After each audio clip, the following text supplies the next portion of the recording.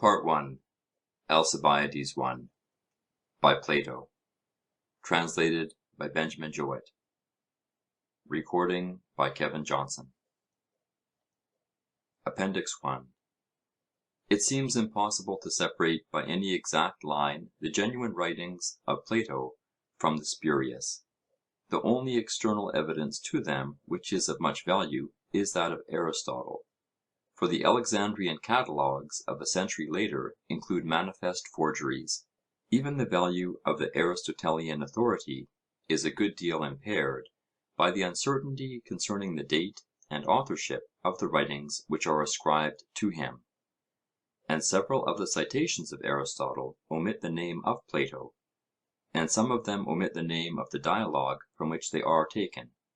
Prior, however, to the enquiry about the writings of a particular author, general considerations which equally affect all evidence to the genuineness of ancient writings are the following. Shorter works are more likely to have been forged, or to have received an erroneous designation, than longer ones. And some kinds of composition, such as epistles or panegyrical orations, are more liable to suspicion than others. Those again which have a taste of sophistry in them, or the ring of a later age, or the slighter character of a rhetorical exercise, or in which a motive or some affinity to spurious writings can be detected, or which seem to have originated in a name or statement really occurring in some classical author, are also of doubtful credit.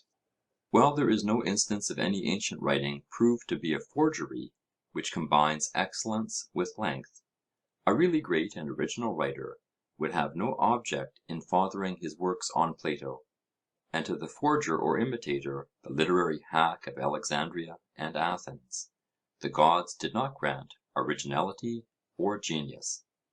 Further, in attempting to balance the evidence for and against a Platonic dialogue, we must not forget that the form of the Platonic writing was common to several of his contemporaries.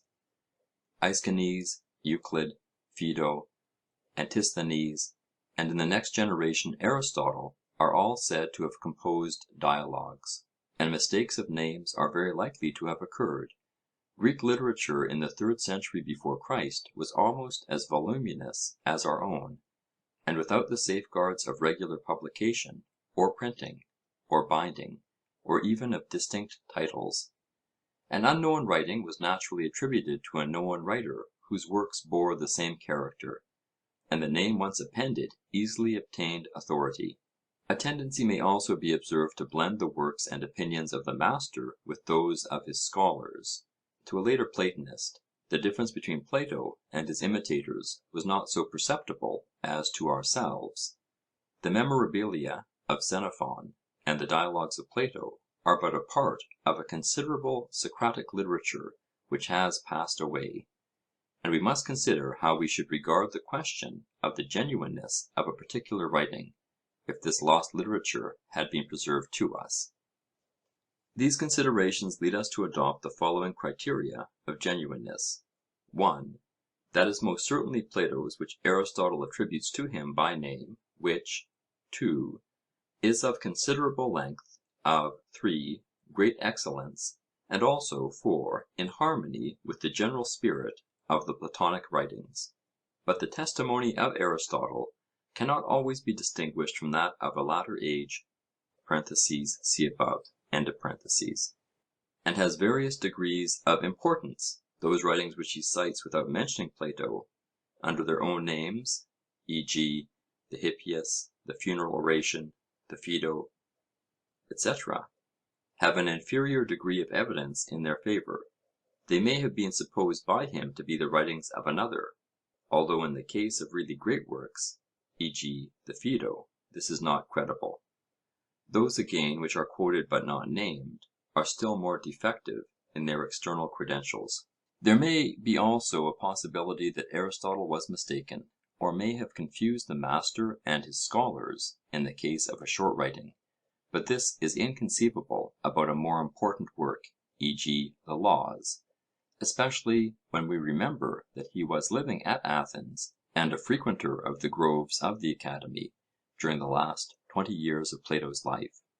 Nor must we forget that in all his numerous citations from the Platonic writings, he never attributes any passage found in the extant dialogues to any one but Plato. And lastly, we may remark that one or two great writings, such as the Parmenides and the Politicus, which are wholly devoid of Aristotelian credentials, may be fairly attributed to Plato on the ground of 2. Length, 3. Excellence, and 4. Accordance with the general spirit of his writings. Indeed, the greater part of the evidence for the genuineness of ancient Greek authors may be summed up under two heads only: 1. Excellence, and 2. Uniformity of tradition, a kind of evidence which, though in many cases sufficient, is of inferior value. Proceeding upon these principles, we appear to arrive at the conclusion that 19/20ths of all the writings which have ever been ascribed to Plato are undoubtedly genuine.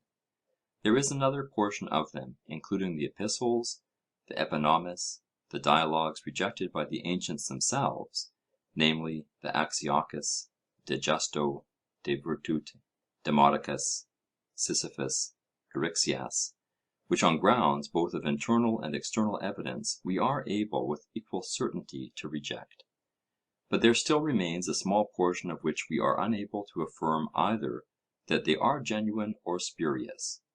They may have been written in youth, or possibly, like the works of some painters, may be partly or wholly the compositions of pupils, or they may have been the writings of some contemporary transferred by accident to the more celebrated name of Plato, or of some Platonist in the next generation who aspired to imitate his master. Not that on grounds either of language or philosophy we should lightly reject them. Some difference of style, or inferiority of execution, or inconsistency of thought, can hardly be considered decisive of their spurious character.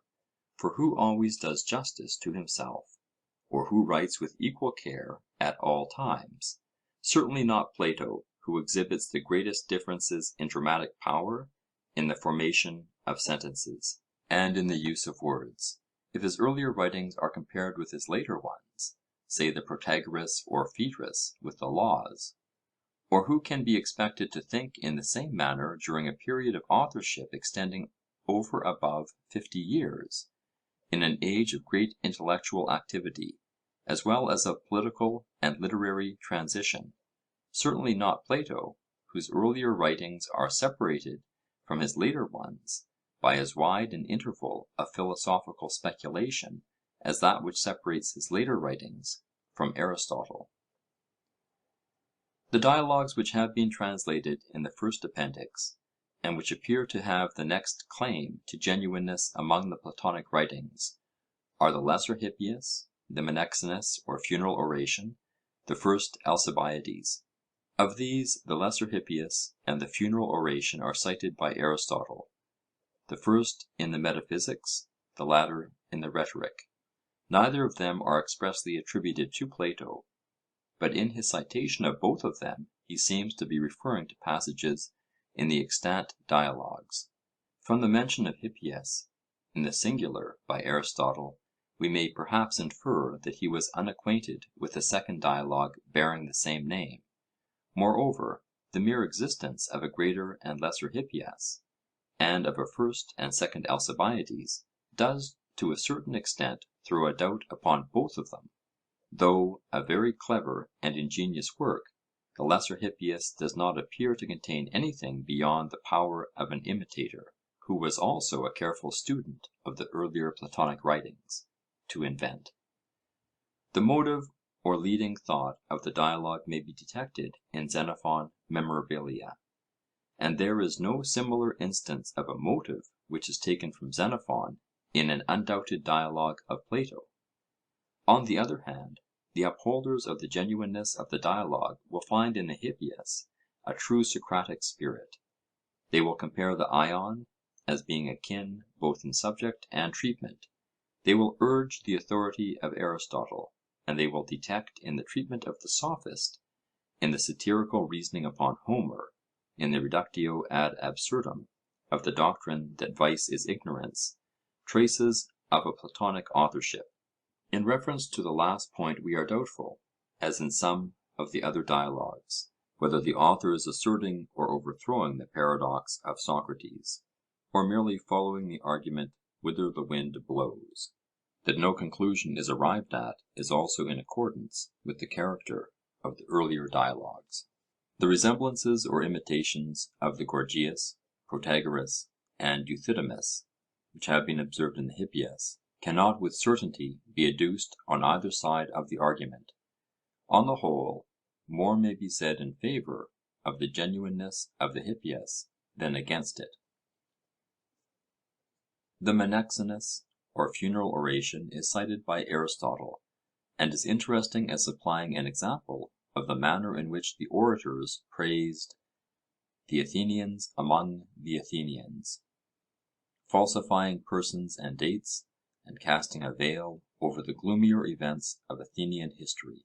It exhibits an acquaintance with the funeral oration of Thucydides, and was perhaps intended to rival that great work. If genuine, the proper place of the Menexenus would be at the end of the Phaedrus. The satirical opening and the concluding words bear a great resemblance to the earlier dialogues. The oration itself is professedly a mimetic work, like the speeches in the Phaedrus, and cannot therefore be tested by a comparison of the other writings of Plato. The funeral oration of Pericles is expressly mentioned in the Phaedrus, and this may have suggested the subject, in the same manner that the Cleitophon appears to be suggested by the slight mention of Cleitophon and his attachment to Thrasymachus in the Republic, and the Theages by the mention of Theages in the Apology and Republic, or as the second Alcibiades seems to be founded upon the text of Xenophon Memorabilia. A similar taste for parody appears not only in the Phaedrus, but in the Protagoras, in the Symposium, and to a certain extent in the Parmenides. To these two doubtful writings of Plato I have added the first Alcibiades, which, of all the disputed dialogues of Plato, has the greatest merit, and is somewhat longer than any of them, though not verified by the testimony of Aristotle, and in many respects at variance with the Symposium in the description of the relations of Socrates and Alcibiades. Like the Lesser Hippias and the Menexenus, it is to be compared to the earlier writings of Plato. The motive of the piece may perhaps be found in that passage of the Symposium in which Alcibiades describes himself as self-convicted by the words of Socrates. For the disparaging manner in which Schleiermacher has spoken of this dialogue, there seems to be no sufficient foundation. At the same time, the lesson imparted is simple, and the irony more transparent than in the undoubted dialogues of Plato. We know too that Alcibiades was a favourite thesis, and that at least 5 or 6 dialogues bearing this name pass current in antiquity, and are attributed to contemporaries of Socrates and Plato. 1. In the entire absence of real external evidence, for the catalogues of Alexandrian librarians cannot be regarded as trustworthy, and 2. In the absence of the highest marks either of poetical or philosophical excellence, and 3. Considering that we have express testimony to the existence of contemporary writings bearing the name of Alcibiades, we are compelled to suspend our judgment on the genuineness of the extant dialogue. Neither at this point nor at any other do we propose to draw an absolute line of demarcation between genuine and spurious writings of Plato. They fade off imperceptibly from one class to another. There may have been degrees of genuineness in the dialogues themselves, as there are certainly degrees of evidence by which they are supported. The traditions of the oral discourses both of Socrates and Plato may have formed the basis of semi-Platonic writings. Some of them may be of the same mixed character which is apparent in Aristotle and Hippocrates, although the form of them is different. But the writings of Plato, unlike the writings of Aristotle, seem never to have been confused with the writings of his disciples. This was probably due to their definite form and to their inimitable excellence. The 3 dialogues which we have offered in the appendix to the criticism of the reader may be partly spurious and partly genuine. They may be altogether spurious.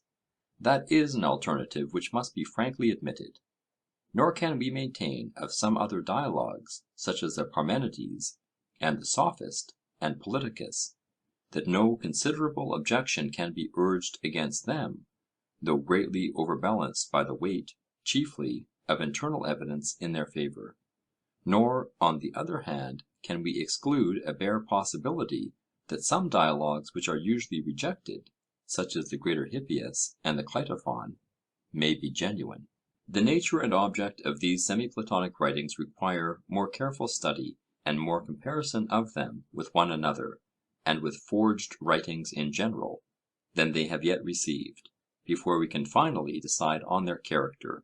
We do not consider them all as genuine until they can be proved to be spurious, as is often maintained and still more often implied in this and similar discussions, but should say of some of them, that their genuineness is neither proven nor disproven until further evidence about them can be adduced, and we are as confident that the epistles are spurious as that the Republic, the Timaeus, and the Laws are genuine. On the whole, not a 20th part of the writings which pass under the name of Plato, if we exclude the works rejected by the ancients themselves, and 2 or 3 other plausible inventions, can be fairly doubted by those who are willing to allow that a considerable change and growth may have taken place in his philosophy (see above). That 20th debatable portion scarcely in any degree affects our judgment of Plato, either as a thinker or a writer, and though suggesting some interesting questions to the scholar and critic, is of little importance to the general reader. Alcibiades I. Introduction. The first Alcibiades is a conversation between Socrates and Alcibiades. Socrates is represented in the character which he attributes to himself in the Apology, of a know-nothing who detects the conceit of knowledge in others. The two have met already in the Protagoras and in the Symposium. In the latter dialogue, as in this, the relation between them is that of a lover and his beloved, but the narrative of their loves is told differently in different places. For in the Symposium Alcibiades is depicted as the impassioned but rejected lover, here as coldly receiving the advances of Socrates, who, for the best of purposes, lies in wait for the aspiring and ambitious youth. Alcibiades, who is described as a very young man, is about to enter on public life, having an inordinate opinion of himself, and an extravagant ambition. Socrates, who knows what is in man, astonishes him by a revelation of his designs. But has he the knowledge which is necessary for carrying them out? He is going to persuade the Athenians about what? Not about any particular art, but about politics, when to fight and when to make peace. Now, men should fight and make peace on just grounds, and therefore the question of justice and injustice must enter into peace and war, and he who advises the Athenians must know the difference between them. Does Alcibiades know? If he does, he must either have been taught by some master, or he must have discovered the nature of them himself. If he has had a master, Socrates would like to be informed who he is, that he may go and learn of him also. Alcibiades admits that he has never learned. Then has he inquired for himself? He may have, if he was ever aware of a time when he was ignorant. But he never was ignorant, for when he played with other boys at dice, he charged them with cheating, and this implied a knowledge of just and unjust. According to his own explanation, he had learned of the multitude. Why, he asks, should he not learn of them the nature of justice, as he has learned the Greek language of them? To this Socrates answers, that they can teach Greek, but they cannot teach justice. For they are agreed about the one, but they are not agreed about the other. And therefore Alcibiades, who has admitted that if he knows he must either have learned from a master or have discovered for himself the nature of justice, is convicted out of his own mouth. Alcibiades rejoins, that the Athenians debate not about what is just, but about what is expedient. And he asserts that the two principles of justice and expediency are opposed. Socrates, by a series of questions, compels him to admit that the just and the expedient coincide. Alcibiades is thus reduced to the humiliating conclusion that he knows nothing of politics, even if, as he says, they are concerned with the expedient. However, he is no worse than other Athenian statesmen, and he will not need training, for others are as ignorant as he is.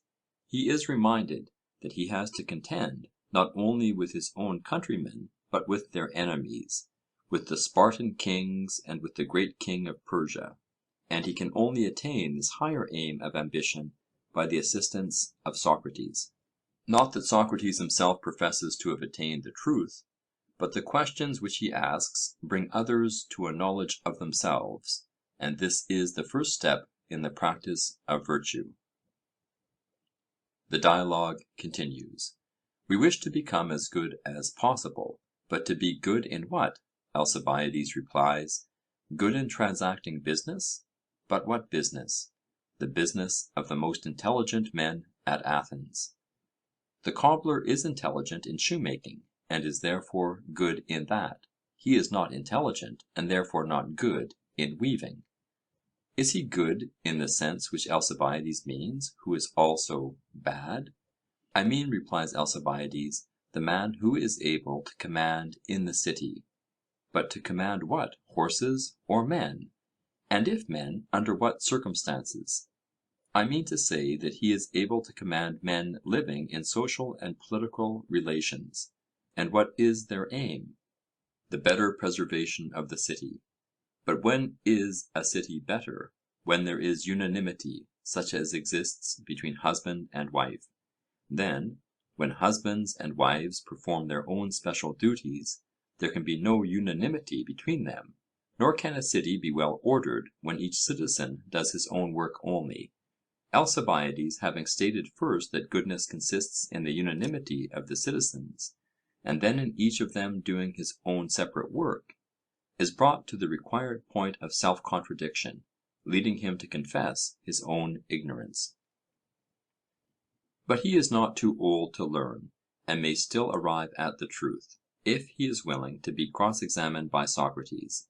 He must know himself, that is to say, not his body, or the things of the body, but his mind, or truer self. The physician knows the body, and the tradesman knows his own business, but they do not necessarily know themselves. Self-knowledge can be obtained only by looking into the mind and virtue of the soul, which is the diviner part of a man, as we see our own image in another's eye. And if we do not know ourselves, we cannot know what belongs to ourselves or belongs to others, and are unfit to take a part in political affairs, both for the sake of the individual and of the state. We ought to aim at justice and temperance, not at wealth or power. The evil and unjust should have no power. They should be the slaves of better men than themselves. None but the virtuous are deserving of freedom. And are you, Alcibiades, a free man? I feel that I am not, but I hope, Socrates, that by your aid I may become free, and from this day forward I will never leave you. The Alcibiades has several points of resemblance to the undoubted dialogues of Plato. The process of interrogation is of the same kind with that which Socrates practices upon the youthful Cleinias in the Euthydemus, and he characteristically attributes to Alcibiades the answers which he has elicited from him. The definition of good is narrowed by successive questions, and virtue is shown to be identical with knowledge. Here, as elsewhere, Socrates awakens the consciousness not of sin, but of ignorance. Self-humiliation is the first step to knowledge, even of the commonest things. No man knows how ignorant he is, and no man can arrive at virtue and wisdom who has not once in his life, at least, been convicted of error. The process by which the soul is elevated is not unlike that which religious writers describe under the name of conversion, if we substitute the sense of ignorance for the consciousness of sin. In some respects the dialogue differs from any other Platonic composition. The aim is more directly ethical and hortatory. The process by which the antagonist is undermined is simpler than in other Platonic writings, and the conclusion more decided. There is a good deal of humour in the manner in which the pride of Alcibiades, and of the Greeks generally, is supposed to be taken down by the Spartan and Persian queens, and the dialogue has considerable dialectical merit. But we have a difficulty in supposing that the same writer, who has given so profound and complex a notion of the characters both of Alcibiades and Socrates in the Symposium, should have treated them in so thin and superficial a manner in the Alcibiades, or that he would have ascribed to the ironical Socrates the rather unmeaning boast that Alcibiades could not attain the objects of his ambition without his help, or that he should have imagined that a mighty nature like his could have been reformed by a few not very conclusive words of Socrates. For the arguments by which Alcibiades is reformed are not convincing. The writer of the dialogue, whoever he was, arrives at his idealism by crooked and tortuous paths, in which many pitfalls are concealed. The anachronism of making Alcibiades about 20 years old during the life of his uncle, Pericles, may be noted, and the repetition of the favourite observation, which occurs also in the Laches and Protagoras: the great Athenian statesmen, like Pericles, failed in the education of their sons. There is none of the undoubted dialogues of Plato in which there is so little dramatic verisimilitude. Section 2. Persons of the dialogue. Alcibiades, Socrates. Socrates. I dare say that you may be surprised to find, O son of Cleinias, that I, who am your first lover, not having spoken to you for many years, when the rest of the world were wearying you with their attentions, am the last of your lovers who still speaks to you. The cause of my silence has been that I was hindered by a power more than human, of which I will some day explain to you the nature. This impediment has now been removed. I therefore here present myself before you, and I greatly hope that no similar hindrance will again occur. Meanwhile, I have observed that your pride has been too much for the pride of your admirers. They were numerous and high-spirited, but they have all run away, overpowered by your superior force of character. Not one of them remains. And I want you to understand the reason why you have been too much for them. You think that you have no need of them or of any other man, for you have great possessions and lack nothing, beginning with the body and ending with the soul.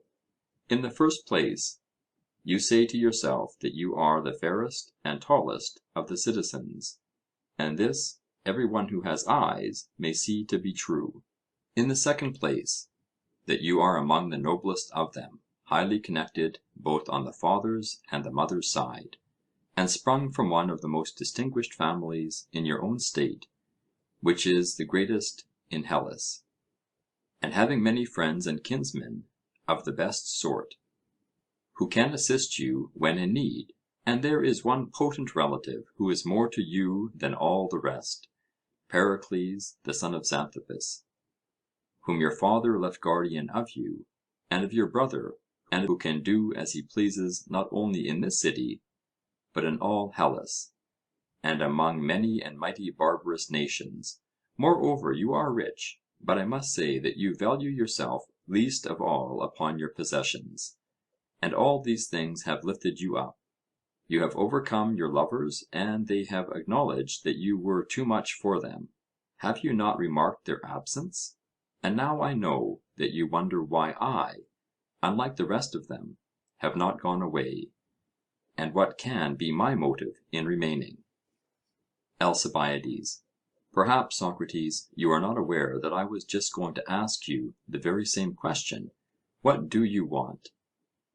And what is your motive in annoying me, and always, wherever I am, making a point of coming? (Compare Symposium.) I do really wonder what you mean, and should greatly like to know. SOCRATES: Then if, as you say, you desire to know, I suppose that you will be willing to hear, and I may consider myself to be speaking to an auditor who will remain, and will not run away. ALCIBIADES: Certainly, let me hear. SOCRATES: You had better be careful, for I may very likely be as unwilling to end as I have hitherto been to begin. ALCIBIADES: Proceed, my good man, and I will listen. SOCRATES: I will proceed, and although no lover likes to speak with one who has no feeling of love in him (compare Symposium), I will make an effort, and tell you what I meant. My love, Alcibiades, which I hardly like to confess, would long ago have passed away, as I flatter myself, if I saw you loving your good things, or thinking that you ought to pass life in the enjoyment of them. But I shall reveal other thoughts of yours, which you keep to yourself, whereby you will know that I have always had my eye on you. Suppose that at this moment some god came to you and said, Alcibiades, will you live as you are, or die in an instant if you are forbidden to make any further acquisition? I verily believe that you would choose death, and I will tell you the hope in which you are at present living. Before many days have elapsed, you think that you will come before the Athenian assembly, and will prove to them that you are more worthy of honour than Pericles, or any other man that ever lived, and having proved this, you will have the greatest power in the state. When you have gained the greatest power among us, you will go on to the other Hellenic states, and not only to Hellenes, but to all the barbarians who inhabit the same continent with us. And if the god were then to say to you again, here in Europe is to be your seat of empire, and you must not cross over into Asia or meddle with Asiatic affairs, I do not believe that you would choose to live upon these terms. But the world, as I may say, must be filled with your power and name. No man less than Cyrus and Xerxes is of any account with you. Such I know to be your hopes. I am not guessing only, and very likely you, who know that I am speaking the truth, will reply, Well, Socrates, but what have my hopes to do with the explanation which you promised of your unwillingness to leave me? And that is what I am now going to tell you, sweet son of Cleinias and Dinomache. The explanation is, that all these designs of yours cannot be accomplished by you without my help. So great is the power which I believe myself to have over you and your concerns, and this I conceive to be the reason why the god has hitherto forbidden me to converse with you, and I have been long expecting his permission. For, as you hope to prove your own great value to the state, and having proved it, to attain at once to absolute power, so do I indulge a hope that I shall be the supreme power over you, if I am able to prove my own great value to you, and to show you that neither guardian, nor kinsman, nor any one is able to deliver into your hands the power which you desire, but I only, God being my helper. When you were young (compare Symposium), and your hopes were not yet matured, I should have wasted my time, and therefore, as I conceive, the god forbade me to converse with you, but now, having his permission, I will speak, for now you will listen to me. ALCIBIADES: Your silence, Socrates, was always a surprise to me. I never could understand why you followed me about, and now that you have begun to speak again, I am still more amazed. Whether I think all this or not is a matter about which you seem to have already made up your mind, and therefore my denial will have no effect upon you. But granting, if I must, that you have perfectly divined my purposes, why is your assistance necessary to the attainment of them? Can you tell me why? Socrates: You want to know whether I can make a long speech, such as you are in the habit of hearing, but that is not my way. I think, however, that I can prove to you the truth of what I am saying, if you will grant me one little favour. ALCIBIADES: Yes, if the favour which you mean be not a troublesome one. SOCRATES: Will you be troubled at having questions to answer? ALCIBIADES: Not at all. SOCRATES: Then please to answer. ALCIBIADES: Ask me. SOCRATES: Have you not the intention which I attribute to you? ALCIBIADES: I will grant anything you like, in the hope of hearing what more you have to say. SOCRATES: You do then mean, as I was saying, to come forward in a little while in the character of an adviser of the Athenians, and suppose that when you are ascending the bema, I pull you by the sleeve and say: Alcibiades, you are getting up to advise the Athenians. Do you know the matter about which they are going to deliberate better than they? How would you answer? ALCIBIADES: I should reply that I was going to advise them about a matter which I do know better than they. SOCRATES: Then you are a good adviser about the things which you know? ALCIBIADES: Certainly. SOCRATES: And do you know anything but what you have learned of others, or found out yourself? ALCIBIADES: That is all. SOCRATES: And would you have ever learned or discovered anything if you had not been willing either to learn of others or to examine yourself? ALCIBIADES: I should not. SOCRATES: And would you have been willing to learn or to examine what you supposed that you knew? ALCIBIADES: Certainly not. SOCRATES: Then there was a time when you thought that you did not know what you are now supposed to know? ALCIBIADES: Certainly. SOCRATES: I think that I know tolerably well the extent of your acquirements, and you must tell me if I forget any of them. According to my recollection, you learned the arts of writing, of playing on the lyre, and of wrestling. The flute you never would learn. This is the sum of your accomplishments, unless there were some which you acquired in secret. And I think that secrecy was hardly possible, as you could not have come out of your door, either by day or night, without my seeing you. ALCIBIADES: Yes, that was the whole of my schooling. SOCRATES: And are you going to get up in the Athenian assembly and give them advice about writing? ALCIBIADES: No, indeed. SOCRATES: Or about the touch of the lyre? ALCIBIADES: Certainly not. SOCRATES: And they are not in the habit of deliberating about wrestling in the assembly? ALCIBIADES: Hardly. SOCRATES: Then what are the deliberations in which you propose to advise them? Surely not about building? ALCIBIADES: No. SOCRATES: For the builder will advise better than you will about that. ALCIBIADES: He will. SOCRATES: Nor about divination?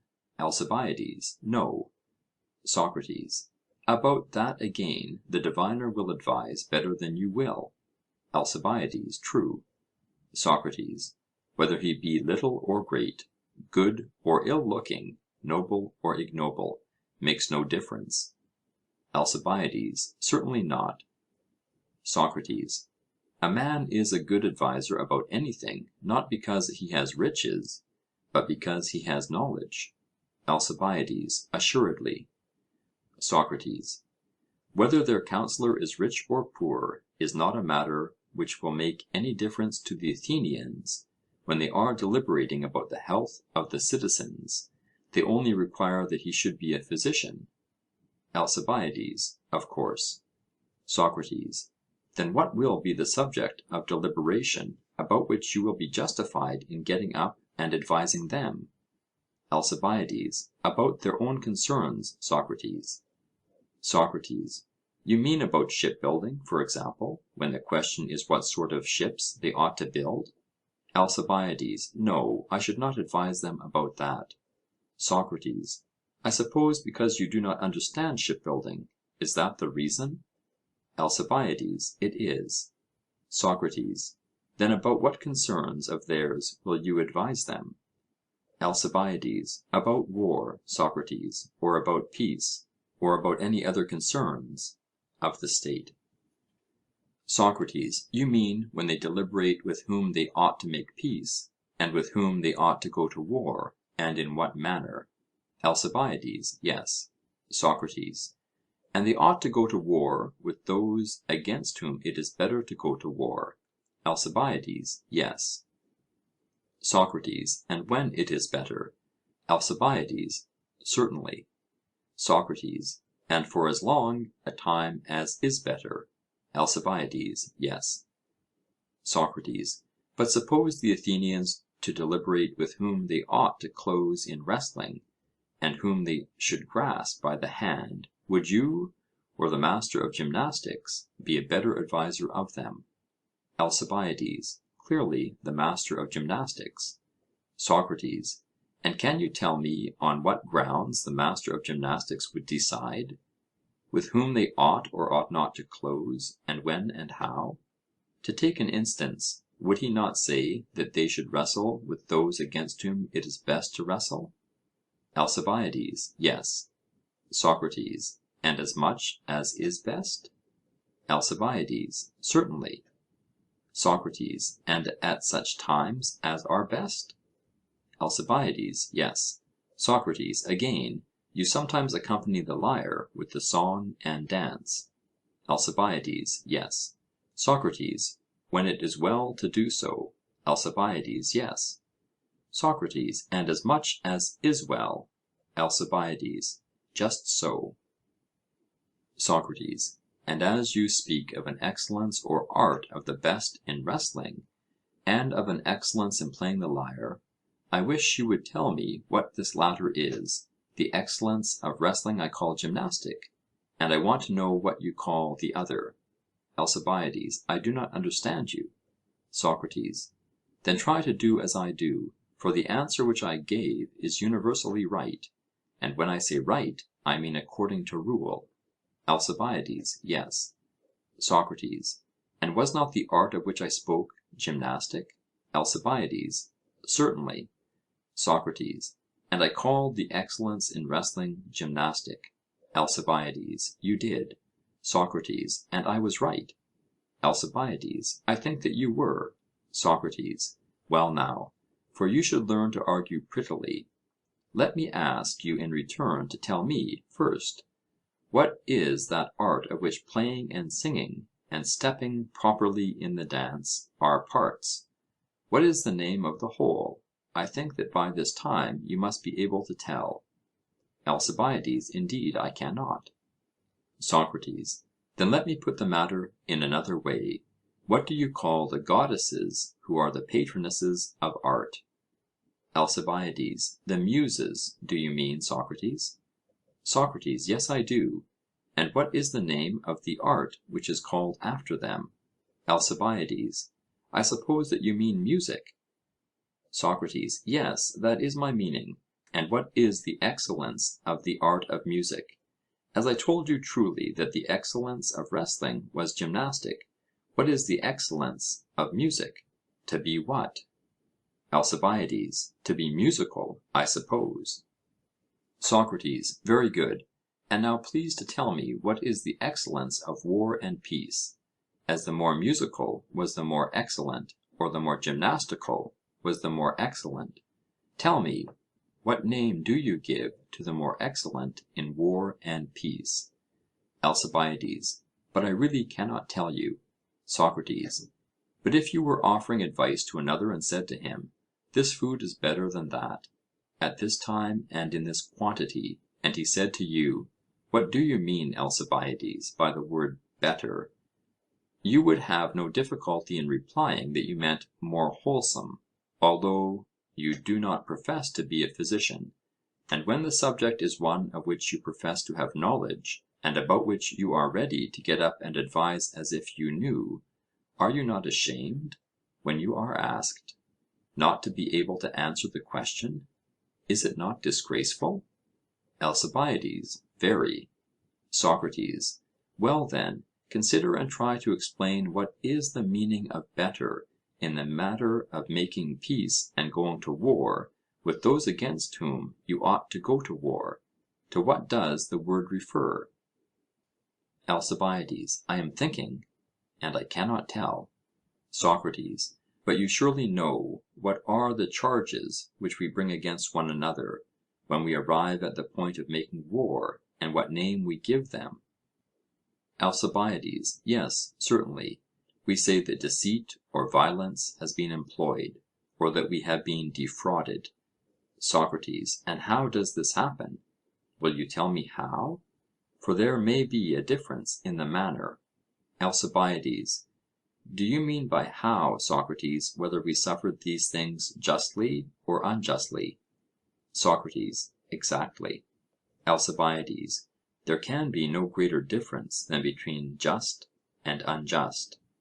SOCRATES: And would you advise the Athenians to go to war with the just or with the unjust?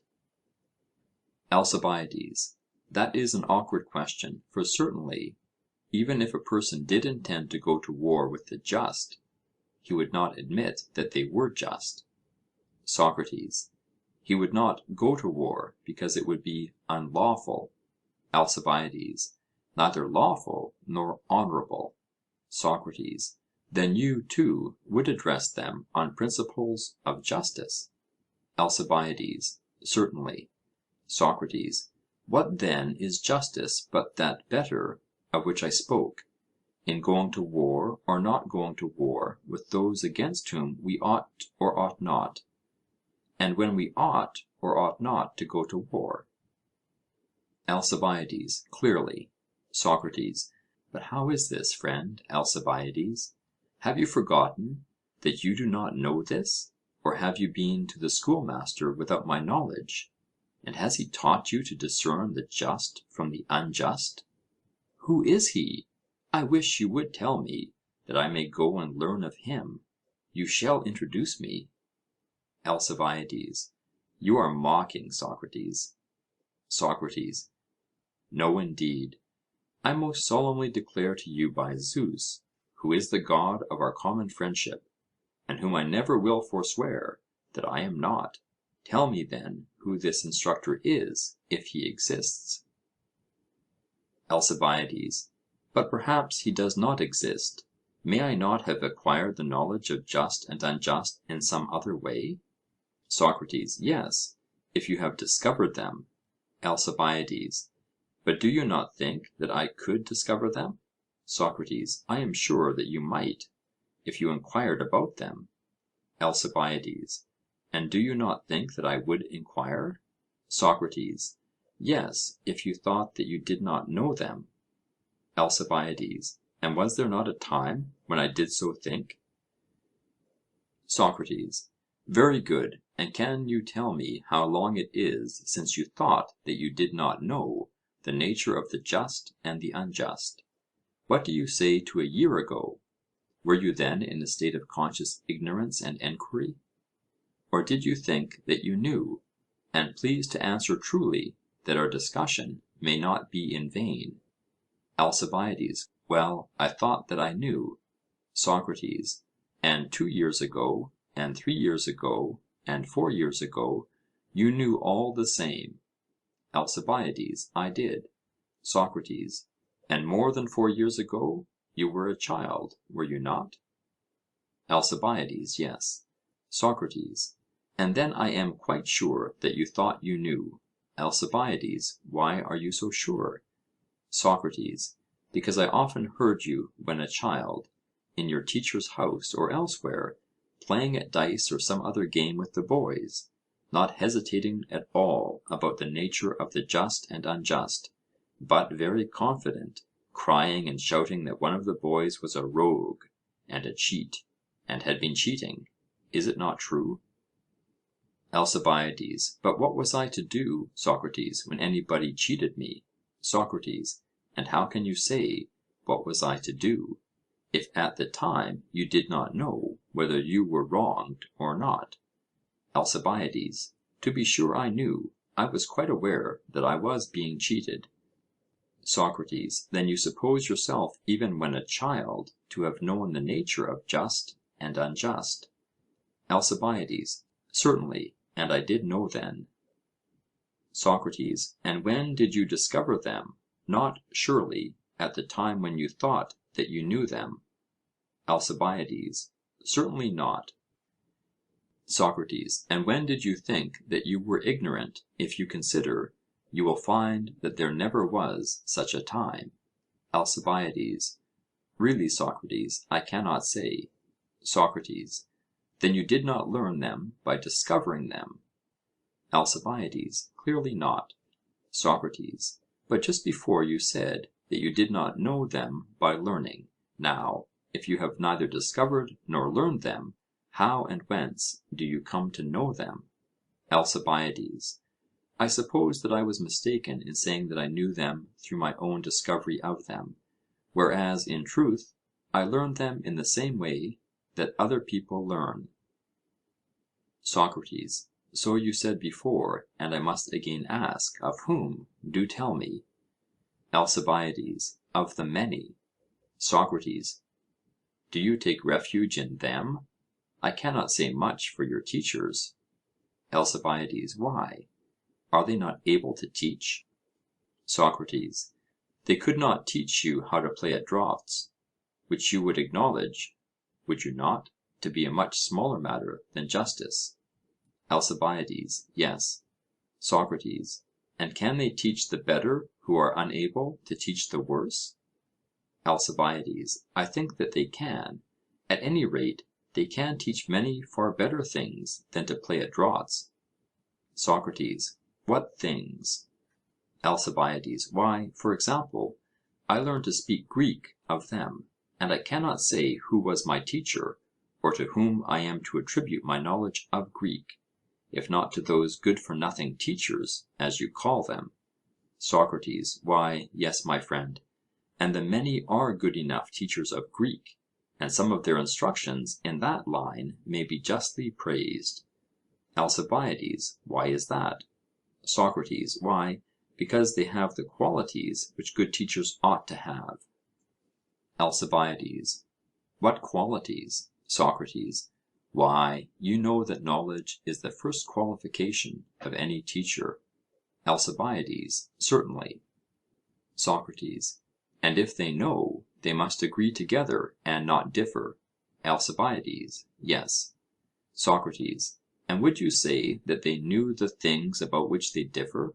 Alcibiades: No. Socrates: Then how can they teach them? Alcibiades: They cannot. Socrates: Well, but do you imagine that the many would differ about the nature of wood and stone? Are they not agreed if you ask them what they are? And do they not run to fetch the same thing, when they want a piece of wood or a stone? And so in similar cases, which I suspect to be pretty nearly all that you mean by speaking Greek. Alcibiades: True. Socrates: These, as we were saying, are matters about which they are agreed with one another and with themselves. Both individuals and states use the same words about them; they do not use some one word and some another. Alcibiades: They do not. Socrates: Then they may be expected to be good teachers of these things. Alcibiades: Yes. Socrates: And if we want to instruct any one in them, we shall be right in sending him to be taught by our friends, the many. Alcibiades: Very true. Socrates: But if we wanted further to know, not only which are men and which are horses, but which men or horses have powers of running, would the many still be able to inform us? Alcibiades: Certainly not. Socrates: And you have a sufficient proof that they do not know these things, and are not the best teachers of them, inasmuch as they are never agreed about them? Alcibiades: Yes. Socrates: And suppose that we wanted to know not only what men are like, but what healthy or diseased men are like, would the many be able to teach us? Alcibiades: They would not. Socrates: and you would have a proof that they were bad teachers of these matters, if you saw them at variance. ALCIBIADES: I should. SOCRATES: Well, but are the many agreed with themselves, or with one another, about the justice or injustice of men and things? ALCIBIADES: Assuredly not, Socrates. SOCRATES: There is no subject about which they are more at variance. ALCIBIADES: None. SOCRATES: I do not suppose that you ever saw or heard of men quarrelling over the principles of health and disease, to such an extent as to go to war and kill one another for the sake of them.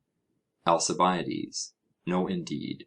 SOCRATES: But of the quarrels about justice and injustice, even if you have never seen them, you have certainly heard from many people, including Homer, for you have heard of the Iliad and Odyssey. ALCIBIADES: To be sure, Socrates. SOCRATES: A difference of just and unjust is the argument of those poems. ALCIBIADES: True. SOCRATES: Which difference caused all the wars and deaths of Trojans and Achaeans, and the deaths of the suitors of Penelope in their quarrel with Odysseus? ALCIBIADES: Very true. SOCRATES: And when the Athenians and Lacedaemonians and Boeotians fell at Tanagra, and afterwards in the battle of Coronea, at which your father Cleinias met his end, the question was one of justice. This was the sole cause of the battles and of their deaths. ALCIBIADES: Very true. SOCRATES: But can they be said to understand that about which they are quarrelling to the death? ALCIBIADES: Clearly not. SOCRATES: And yet those whom you thus allow to be ignorant are the teachers to whom you are appealing. ALCIBIADES: Very true. SOCRATES: But how are you ever likely to know the nature of justice and injustice, about which you are so perplexed, if you have neither learned them of others nor discovered them yourself? ALCIBIADES: From what you say, I suppose not. SOCRATES: See again how inaccurately you speak, Alcibiades. ALCIBIADES: In what respect? SOCRATES: In saying that I say so. ALCIBIADES: Why, did you not say that I know nothing of the just and unjust? SOCRATES: No, I did not. ALCIBIADES: Did I then? SOCRATES: Yes. ALCIBIADES: How was that? SOCRATES: Let me explain. Suppose I were to ask you which is the greater number, 2 or 1, you would reply 2. ALCIBIADES: I should. SOCRATES: And by how much greater? ALCIBIADES: By 1. SOCRATES: Which of us now says that 2 is more than 1? ALCIBIADES: I do. SOCRATES: Did not I ask and you answer the question? ALCIBIADES: Yes. SOCRATES: Then who is speaking, I who put the question, or you who answer me? ALCIBIADES: I am. SOCRATES: Or suppose that I ask and you tell me the letters which make up the name Socrates, which of us is the speaker? ALCIBIADES: I am. SOCRATES: Now let us put the case generally. Whenever there is a question and answer, who is the speaker, the questioner or the answerer? ALCIBIADES: I should say, Socrates, that the answerer was the speaker. SOCRATES: And have I not been the questioner all through? ALCIBIADES: Yes. SOCRATES: And you the answerer? ALCIBIADES: Just so. SOCRATES: Which of us then was the speaker? ALCIBIADES: The inference is, Socrates, that I was the speaker. SOCRATES: Did not some one say that Alcibiades, the fair son of Cleinias, not understanding about just and unjust, but thinking that he did understand, was going to the assembly to advise the Athenians about what he did not know? Was not that said? ALCIBIADES: Very true. SOCRATES: Then, Alcibiades, the result may be expressed in the language of Euripides. I think that you have heard all this from yourself, and not from me. Nor did I say this, which you erroneously attribute to me, but you yourself, and what you said was very true. For indeed, my dear fellow, the design which you meditate of teaching what you do not know, and have not taken any pains to learn, is downright insanity. ALCIBIADES: But, Socrates, I think that the Athenians and the rest of the Hellenes do not often advise as to the more just or unjust, for they see no difficulty in them, and therefore they leave them, and consider which course of action will be most expedient. For there is a difference between justice and expediency. Many persons have done great wrong and profited by their injustice; others have done rightly and come to no good. SOCRATES: Well, but granting that the just and the expedient are ever so much opposed, you surely do not imagine that you know what is expedient for mankind, or why a thing is expedient? ALCIBIADES: Why not, Socrates? But I am not going to be asked again from whom I learned, or when I made the discovery. SOCRATES: What a way you have! When you make a mistake which might be refuted by a previous argument, you insist on having a new and different refutation. The old argument is a worn out garment which you will no longer put on, but some one must produce another which is clean and new. Now I shall disregard this move of yours, and shall ask over again, where did you learn and how do you know the nature of the expedient, and who is your teacher? All this I comprehend in a single question, and now you will manifestly be in the old difficulty, and will not be able to show that you know the expedient, either because you learned or because you discovered it yourself. But, as I perceive that you are dainty and dislike the taste of a stale argument, I will enquire no further into your knowledge of what is expedient or what is not expedient for the Athenian people, and simply request you to say why you do not explain whether justice and expediency are the same or different. And if you like, you may examine me as I have examined you, or, if you would rather, you may carry on the discussion by yourself. ALCIBIADES: But I am not certain, Socrates, whether I shall be able to discuss the matter with you. SOCRATES: Then imagine, my dear fellow, that I am the Demus and the Ecclesia, for in the Ecclesia too you will have to persuade men individually. ALCIBIADES: Yes. SOCRATES: And is not the same person able to persuade one individual singly and many individuals of the things which he knows? The grammarian, for example, can persuade one and he can persuade many about letters. ALCIBIADES: True. SOCRATES: And about number will not the same person persuade one and persuade many? ALCIBIADES: Yes. SOCRATES: And this will be he who knows number, or the arithmetician? ALCIBIADES: Quite true.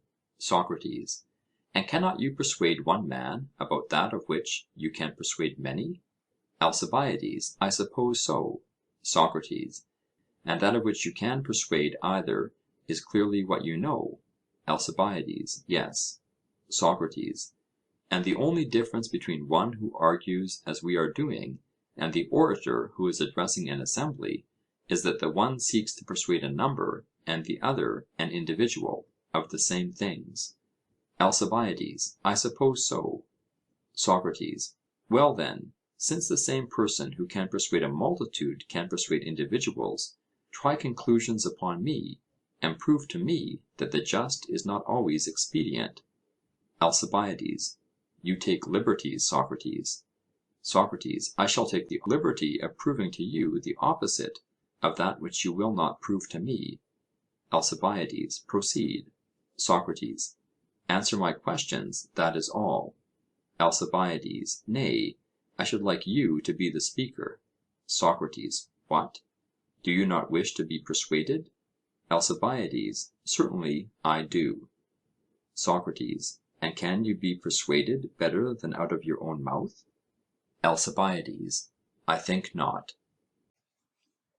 Section 3. Socrates: Then you shall answer, and if you do not hear the words, that the just is the expedient, coming from your own lips, never believe another man again.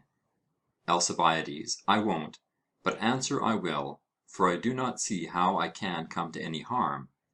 SOCRATES: A true prophecy. Let me begin then by enquiring of you whether you allow that the just is sometimes expedient and sometimes not. ALCIBIADES: Yes. SOCRATES: And sometimes honourable and sometimes not? ALCIBIADES: What do you mean?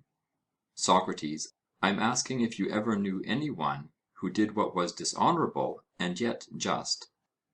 ALCIBIADES: Never. SOCRATES: All just things are honourable? ALCIBIADES: Yes. SOCRATES: And are honourable things sometimes good and sometimes not good, or are they always good? ALCIBIADES: I rather think, Socrates, that some honourable things are evil. SOCRATES: And are some dishonourable things good? ALCIBIADES: Yes. SOCRATES: You mean in such a case as the following: In time of war, men have been wounded or have died in rescuing a companion or kinsman, when others who have neglected the duty of rescuing them have escaped in safety. ALCIBIADES: True. SOCRATES: And to rescue another under such circumstances is honourable, in respect of the attempt to save those whom we ought to save, and this is courage. ALCIBIADES: True. SOCRATES: But evil in respect of death and wounds? ALCIBIADES: Yes. SOCRATES: And the courage which is shown in the rescue is one thing, and the death another? ALCIBIADES: Certainly. SOCRATES: Then the rescue of one's friends is honourable in one point of view, but evil in another? ALCIBIADES: True. SOCRATES: And if honourable, then also good. Will you consider, now, whether I may not be right? For you were acknowledging that the courage which is shown in the rescue is honourable. Now, is this courage good or evil? Look at the matter thus: which would you rather choose, good or evil? ALCIBIADES: Good. SOCRATES: And the greatest goods you would be most ready to choose, and would least like to be deprived of them? ALCIBIADES: Certainly. SOCRATES: What would you say of courage? At what price would you be willing to be deprived of courage? ALCIBIADES: I would rather die than be a coward. SOCRATES: Then you think that cowardice is the worst of evils? ALCIBIADES: I do. SOCRATES: As bad as death, I suppose? ALCIBIADES: Yes. SOCRATES: And life and courage are the extreme opposites of death and cowardice? ALCIBIADES: Yes. SOCRATES: And they are what you would most desire to have, and their opposites you would least desire? ALCIBIADES: Yes. SOCRATES: Is this because you think life and courage the best, and death and cowardice the worst? ALCIBIADES: Yes. SOCRATES: And you would term the rescue of a friend in battle honourable, inasmuch as courage does a good work? ALCIBIADES: I should. SOCRATES: But evil because of the death which ensues? ALCIBIADES: Yes. SOCRATES: Might we not describe their different effects as follows? You may call either of them evil in respect of the evil which is the result, and good in respect of the good which is the result of either of them? ALCIBIADES: Yes. SOCRATES: And they are honourable in so far as they are good, and dishonourable in so far as they are evil? ALCIBIADES: True. SOCRATES: Then when you say that the rescue of a friend in battle is honourable and yet evil, that is equivalent to saying that the rescue is good and yet evil? ALCIBIADES: I believe that you are right, Socrates. SOCRATES: Nothing honourable, regarded as honourable, is evil, nor anything base, regarded as base, good? ALCIBIADES: Clearly not. SOCRATES: Look at the matter yet once more in a further light. He who acts honourably acts well? ALCIBIADES: Yes. SOCRATES: And he who acts well is happy? ALCIBIADES: Of course. SOCRATES: And the happy are those who obtain good? ALCIBIADES: True. SOCRATES: And they obtain good by acting well and honourably? ALCIBIADES: Yes. SOCRATES: Then acting well is a good? ALCIBIADES: Certainly. Socrates. And happiness is a good? Alcibiades. Yes. Socrates. Then the good and the honourable are again identified. Alcibiades. Manifestly. Socrates. Then, if the argument holds, what we find to be honourable we shall also find to be good. Alcibiades. Certainly. Socrates. And is the good expedient or not? Alcibiades. Expedient. Socrates. Do you remember our admission about the just? Alcibiades. Yes. If I am not mistaken, we said that those who acted justly must also act honourably. Socrates. And the honourable is the good? Alcibiades. Yes. Socrates. And the good is expedient? Alcibiades. Yes. Socrates. Then, Alcibiades, the just is expedient. Alcibiades. I should infer so. Socrates. And all this I prove out of your own mouth, for I ask and you answer. Alcibiades. I must acknowledge it to be true. Socrates. And having acknowledged that the just is the same as the expedient, are you not, let me ask, prepared to ridicule any one who, pretending to understand the principles of justice and injustice, gets up to advise the noble Athenians or the ignoble Peparethians that the just may be the evil? Alcibiades. I solemnly declare, Socrates, that I do not know what I am saying. Verily, I am in a strange state. For when you put questions to me, I am of different minds in successive instants. Socrates. And are you not aware of the nature of this perplexity, my friend? Alcibiades. Indeed I am not. Socrates. Do you suppose that if some one were to ask you whether you have 2 eyes or 3, or 2 hands or 4, or anything of that sort, you would then be of different minds in successive instants? Alcibiades. I begin to distrust myself, but still I do not suppose that I should. Socrates. You would feel no doubt, and for this reason, because you would know. Alcibiades. I suppose so. Socrates. And the reason why you involuntarily contradict yourself is clearly that you are ignorant. Alcibiades. Very likely. Socrates. And if you are perplexed in answering about just and unjust, honourable and dishonourable, good and evil, expedient and inexpedient, the reason is that you are ignorant of them, and therefore in perplexity. Is not that clear? Alcibiades. I agree. Socrates. But is this always the case? And is a man necessarily perplexed about that of which he has no knowledge? Alcibiades. Certainly he is. Socrates. And do you know how to ascend into heaven? Alcibiades. Certainly not. Socrates. And in this case too is your judgment perplexed? Alcibiades. No. Socrates. Do you see the reason why, or shall I tell you? Alcibiades. Tell me. Socrates. The reason is that you not only do not know, my friend, but you do not think that you know. Alcibiades. There again, what do you mean? Socrates. Ask yourself, are you in any perplexity about things of which you are ignorant? You know, for example, that you know nothing about the preparation of food. Alcibiades. Very true. Socrates.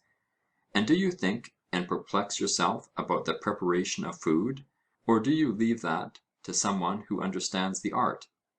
Alcibiades. The latter. Socrates. Or if you were on a voyage, would you bewilder yourself by considering whether the rudder is to be drawn inwards or outwards? Or do you leave that to the pilot, and do nothing? Alcibiades. It would be the concern of the pilot. Socrates. Then you are not perplexed about what you do not know, if you know that you do not know it. Alcibiades. I imagine not. Socrates. Do you not see, then, that mistakes in life and practice are likewise to be attributed to the ignorance which has conceit of knowledge? Alcibiades. Once more, what do you mean? Socrates. I suppose that we begin to act when we think that we know what we are doing. Alcibiades. Yes. Socrates. But when people think that they do not know, they entrust their business to others. ALCIBIADES: Yes.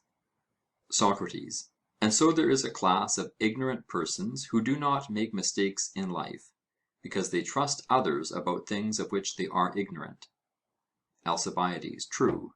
SOCRATES: Who then are the persons who make mistakes? They cannot, of course, be those who know. ALCIBIADES: Certainly not. SOCRATES: But if neither those who know, nor those who know that they do not know, make mistakes, there remain those only who do not know and think that they know. ALCIBIADES: Yes, only those. SOCRATES: Then this is ignorance of the disgraceful sort which is mischievous. ALCIBIADES: Yes. SOCRATES: And most mischievous and most disgraceful when having to do with the greatest matters. ALCIBIADES: By far. SOCRATES: And can there be any matters greater than the just, the honourable, the good, and the expedient? ALCIBIADES: There cannot be. SOCRATES: And these, as you were saying, are what perplex you? ALCIBIADES: Yes. SOCRATES: But if you are perplexed, then, as the previous argument has shown, you are not only ignorant of the greatest matters, but being ignorant, you fancy that you know them. ALCIBIADES: I fear that you are right. SOCRATES: And now see what has happened to you, Alcibiades. I hardly like to speak of your evil case, but as we are alone, I will. My good friend, you are wedded to ignorance of the most disgraceful kind, and of this you are convicted, not by me, but out of your own mouth, and by your own argument. Wherefore also you rush into politics before you are educated. Neither is your case to be deemed singular, for I might say the same of almost all our statesmen, with the exception, perhaps, of your guardian, Pericles. ALCIBIADES: Yes, Socrates, and Pericles is said not to have got his wisdom by the light of nature, but to have associated with several of the philosophers, with Pythocleides, for example, and with Anaxagoras, and now in advanced life with Damon, in the hope of gaining wisdom. SOCRATES: Very good; but did you ever know a man wise in anything who was unable to impart his particular wisdom? For example, he who taught you letters was not only wise, but he made you and any others whom he liked wise. ALCIBIADES: Yes. SOCRATES: And you, whom he taught, can do the same? ALCIBIADES: True. SOCRATES: And in like manner the harper and gymnastic master? ALCIBIADES: Certainly. SOCRATES: When a person is enabled to impart knowledge to another, he thereby gives an excellent proof of his own understanding of any matter. ALCIBIADES: I agree. SOCRATES: Well, and did Pericles make any one wise? Did he begin by making his sons wise? ALCIBIADES: But, Socrates, if the two sons of Pericles were simpletons, what has that to do with the matter? SOCRATES: Well, but did he make your brother Cleinias wise? ALCIBIADES: Cleinias is a madman; there is no use in talking of him. SOCRATES: But if Cleinias is a madman, and the two sons of Pericles were simpletons, what reason can be given why he neglects you, and lets you be as you are? ALCIBIADES: I believe that I am to blame for not listening to him. SOCRATES: But did you ever hear of any other Athenian or foreigner, bond or free, who was deemed to have grown wiser in the society of Pericles? As I might cite Pythodorus, the son of Isolochus, and Callias, the son of Calliades, who have grown wiser in the society of Zeno, for which privilege they have each of them paid him the sum of 100 minae, (footnote, about £406 sterling), to the increase of their wisdom and fame. ALCIBIADES: I certainly never did hear of any one. SOCRATES: Well, and in reference to your own case, do you mean to remain as you are, or will you take some pains about yourself? ALCIBIADES: With your aid, Socrates, I will. And indeed, when I hear you speak, the truth of what you are saying strikes home to me, and I agree with you. For our statesmen, all but a few, do appear to be quite uneducated. Socrates: What is the inference? ALCIBIADES: Why, that if they were educated, they would be trained athletes, and he who means to rival them ought to have knowledge and experience when he attacks them. But now, as they have become politicians without any special training, why should I have the trouble of learning and practising? For I know well that by the light of nature I shall get the better of them. Socrates: My dear friend, what a sentiment, and how unworthy of your noble form and your high estate! ALCIBIADES: What do you mean, Socrates? Why do you say so? Socrates: I am grieved when I think of our mutual love. ALCIBIADES: At what? Socrates: At your fancying that the contest on which you are entering is with people here. ALCIBIADES: Why, what others are there? Socrates: Is that a question which a magnanimous soul should ask? ALCIBIADES: Do you mean to say that the contest is not with these? Socrates: And suppose that you were going to steer a ship into action, would you only aim at being the best pilot on board?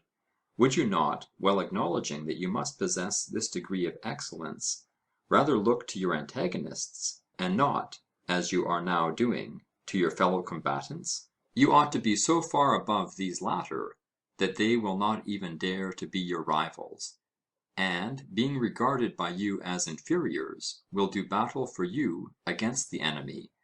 This is the kind of superiority which you must establish over them, if you mean to accomplish any noble action really worthy of yourself and of the state. ALCIBIADES: That would certainly be my aim. Socrates: Verily, then, you have good reason to be satisfied, if you are better than the soldiers, and you need not, when you are their superior and have your thoughts and actions fixed upon them, look away to the generals of the enemy.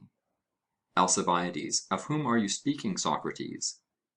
Socrates: Why, you surely know that our city goes to war now and then with the Lacedaemonians and with the great king. ALCIBIADES: True enough. Socrates: And if you meant to be the ruler of this city, would you not be right in considering that the Lacedaemonian and Persian king were your true rivals? ALCIBIADES: I believe that you are right. Socrates: Oh no, my friend, I am quite wrong, and I think that you ought rather to turn your attention to Midias, the quail breeder, and others like him, who manage our politics, in whom, as the woman would remark, you may still see the slave's cut of hair cropping out in their minds as well as on their pates, and they come with their barbarous lingo to flatter us and not to rule us.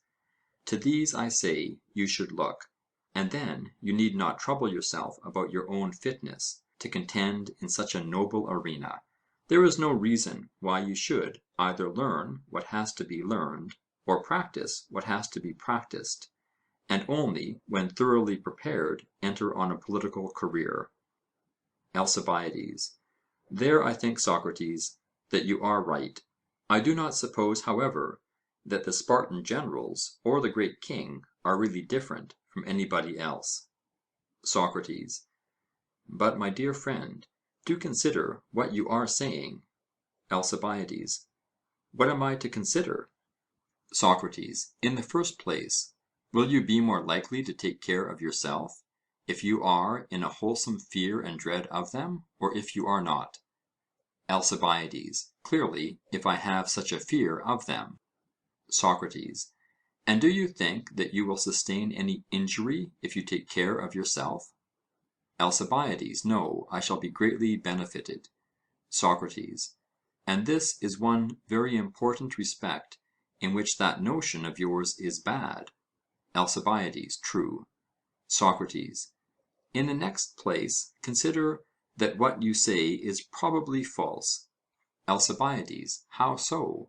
Socrates: Let me ask you whether better natures are likely to be found in noble races or not in noble races? ALCIBIADES: Clearly, in noble races. SOCRATES: Are not those who are well born and well bred most likely to be perfect in virtue? ALCIBIADES: Certainly. SOCRATES: Then let us compare our antecedents with those of the Lacedaemonian and Persian kings. Are they inferior to us in descent? Have we not heard that the former are sprung from Heracles, and the latter from Achaemenes, and that the race of Heracles and the race of Achaemenes go back to Perseus, son of Zeus? ALCIBIADES: Why, so does mine go back to Eurystheus, and he to Zeus. SOCRATES: And mine, noble Alcibiades, to Daedalus, and he to Hephaestus, son of Zeus. But for all that, we are far inferior to them, for they are descended from Zeus through a line of kings, either kings of Argos and Lacedaemon, or kings of Persia, a country which the descendants of Achaemenes have always possessed, besides being at various times sovereigns of Asia, as they now are, whereas we and our fathers were but private persons. How ridiculous would you be thought if you were to make a display of your ancestors and of Salamis, the island of Eurystheus, or of Aegina, the habitation of the still more ancient Aeacus, before Artaxerxes, son of Xerxes. You should consider how inferior we are to them, both in the derivation of our birth and in other particulars. Did you never observe how great is the property of the Spartan kings? And their wives are under the guardianship of the Ephori, who are public officers and watch over them, in order to preserve, as far as possible, the purity of the Heracleid blood. Still greater is the difference among the Persians, for no one entertains a suspicion that the father of a prince of Persia can be any one but the king. Such is the awe which invests the person of the queen, that any other guard is needless. And when the heir of the kingdom is born, all the subjects of the king feast, and the day of his birth is for ever afterwards kept as a holiday and time of sacrifice by all Asia. Whereas when you and I were born, Alcibiades, as the comic poet says, the neighbours hardly knew of the important event. After the birth of the royal child, he is tended not by a good-for-nothing woman nurse, but by the best of the royal eunuchs, who are charged with the care of him, and especially with the fashioning and right formation of his limbs, in order that he may be as shapely as possible, which being their calling, they are held in great honour. And when the young prince is 7 years old, he is put upon a horse and taken to the riding masters, and begins to go out hunting. And at 14 years of age he is handed over to the royal schoolmasters, as they are termed. These are 4 chosen men, reputed to be the best among the Persians of a certain age. And one of them is the wisest, another the justest, a third the most temperate, and a fourth the most valiant. The first instructs him in the Magianism of Zoroaster, the son of Oromasis, which is the worship of the gods, and teaches him also the duties of his royal office. The second, who is the justest, teaches him always to speak the truth. The third, or most temperate, forbids him to allow any pleasure to be lord over him, that he may be accustomed to be a free man and king indeed. Lord of himself first, and not a slave, the most valiant trains him to be bold and fearless, telling him that if he fears, he is to deem himself a slave. Whereas Pericles gave you, Alcibiades, for a tutor, Zopyrus, the Thracian, a slave of his who was past all other work. I might enlarge on the nurture and education of your rivals, but that would be tedious, and what I have said is a sufficient sample of what remains to be said. I have only to remark, by way of contrast, that no one cares about your birth or nurture or education, or I may say, about that of any other Athenian, unless he has a lover who looks after him. And if you cast an eye on the wealth, the luxury, the garments with their flowing trains, the anointings with myrrh, the multitudes of attendants, and all the other bravery of the Persians, you will be ashamed when you discern your own inferiority. Or if you look at the temperance and orderliness and ease and grace and magnanimity and courage and endurance and love of toil and desire of glory and ambition of the Lacedaemonians, in all these respects you will see that you are but a child in comparison of them, even in the matter of wealth. If you value yourself upon that, I must reveal to you how you stand. For if you form an estimate of the wealth of the Lacedaemonians, you will see that our possessions fall far short of theirs, for no one here can compete with them either in the extent and fertility of their own and the Messenian territory, or in the number of their slaves, and especially of the Helots, or of their horses, or of the animals which feed on the Messenian pastures. But I have said enough of this. And as to gold and silver, there is more of them in Lacedaemon than in all the rest of Hellas. For during many generations gold has been always flowing into them from the whole Hellenic world, and often from the barbarian also, and never going out. As in the fable of Aesop, the fox said to the lion, the prints of the feet of those going in are distinct enough. But who ever saw the trace of money going out of Lacedaemon? And therefore you may safely infer that the inhabitants are the richest of the Hellenes in gold and silver, and that their kings are the richest of them, for they have a larger share of these things, and they have also a tribute paid to them which is very considerable. Yet the Spartan wealth, though great in comparison of the wealth of the other Hellenes, is as nothing in comparison of that of the Persians and their kings. Why, I have been informed by a credible person who went up to the king at Susa, that he passed through a large tract of excellent land, extending for nearly a day's journey, which the people of the country called the Queen's Girdle, and another which they called her Veil, and several other fair and fertile districts, which were reserved for the adornment of the Queen, and are named after her several habiliments. Now, I cannot help thinking to myself, what if some one were to go to Amestris, the wife of Xerxes, and mother of Artaxerxes, and say to her, there is a certain Dinomache, whose whole wardrobe is not worth 50 minae, and that will be more than the value, and she has a son who is possessed of a 300-acre patch at Urcae, and he has a mind to go to war with your son. Would you not wonder to what this Alcibiades trusts for success in the conflict? He must rely, she would say to herself, upon his training and wisdom. These are the things which Hellenes value.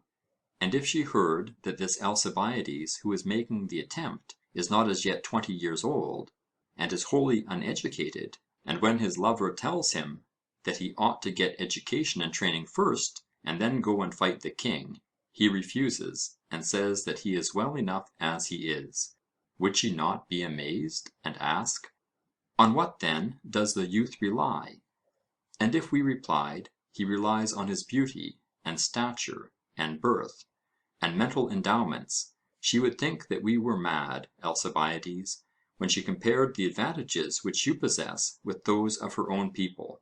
And I believe that even Lampido, the daughter of Leotychides, the wife of Archidamus, and mother of Agis, all of whom were kings, would have the same feeling, if in your present uneducated state you were to turn your thoughts against her son, she too would be equally astonished. But how disgraceful that we should not have as high a notion of what is required in us as our enemies' wives and mothers have of the qualities which are required in their assailants. O my friend, be persuaded by me, and hear the Delphian inscription, know thyself. Not the men whom you think, but these kings are our rivals, and we can only overcome them by pains and skill. And if you fail in the required qualities, you will fail also in becoming renowned among Hellenes and barbarians, which you seem to desire more than any other man ever desired anything. ALCIBIADES: I entirely believe you, But what are the sort of pains which are required, Socrates? Can you tell me? Socrates: Yes, I can, but we must take counsel together concerning the manner in which both of us may be most improved. For what I am telling you of the necessity of education applies to myself as well as to you. And there is only one point in which I have an advantage over you. ALCIBIADES: What is that? SOCRATES: I have a guardian who is better and wiser than your guardian, Pericles. ALCIBIADES: Who is he, Socrates? SOCRATES: God, Alcibiades, who up to this day has not allowed me to converse with you, and he inspires in me the faith that I am especially designed to bring you to honour. ALCIBIADES: You are jesting, Socrates. SOCRATES: Perhaps. At any rate, I am right in saying that all men greatly need pains and care, and you and I above all men. ALCIBIADES: You are not far wrong about me. SOCRATES: And certainly not about myself. ALCIBIADES: But what can we do? SOCRATES: There must be no hesitation or cowardice, my friend. ALCIBIADES: That would not become us, Socrates. SOCRATES: No, indeed; and we ought to take counsel together, for do we not wish to be as good as possible? ALCIBIADES: We do. SOCRATES: In what sort of virtue? ALCIBIADES: Plainly, in the virtue of good men. SOCRATES: Who are good in what? ALCIBIADES: Those clearly who are good in the management of affairs. SOCRATES: What sort of affairs? Equestrian affairs? ALCIBIADES: Certainly not. SOCRATES: You mean that about them we should have recourse to horsemen? ALCIBIADES: Yes. SOCRATES: Well, naval affairs? ALCIBIADES: No. SOCRATES: You mean that we should have recourse to sailors about them? ALCIBIADES: Yes. SOCRATES: Then what affairs, and who do them? ALCIBIADES: The affairs which occupy Athenian gentlemen. SOCRATES: And when you speak of gentlemen, do you mean the wise or the unwise? ALCIBIADES: The wise. SOCRATES: And a man is good in respect of that in which he is wise? ALCIBIADES: Yes. SOCRATES: And evil in respect of that in which he is unwise? ALCIBIADES: Certainly. SOCRATES: The shoemaker, for example, is wise in respect of the making of shoes? ALCIBIADES: Yes. SOCRATES: Then he is good in that? ALCIBIADES: He is. SOCRATES: But in respect of the making of garments he is unwise? ALCIBIADES: Yes. SOCRATES: Then in that he is bad? ALCIBIADES: Yes. SOCRATES: Then upon this view of the matter, the same man is good and also bad? ALCIBIADES: True. SOCRATES: But would you say that the good are the same as the bad? ALCIBIADES: Certainly not. SOCRATES: Then whom do you call the good? ALCIBIADES: I mean by the good those who are able to rule in the city. SOCRATES: Not surely over horses?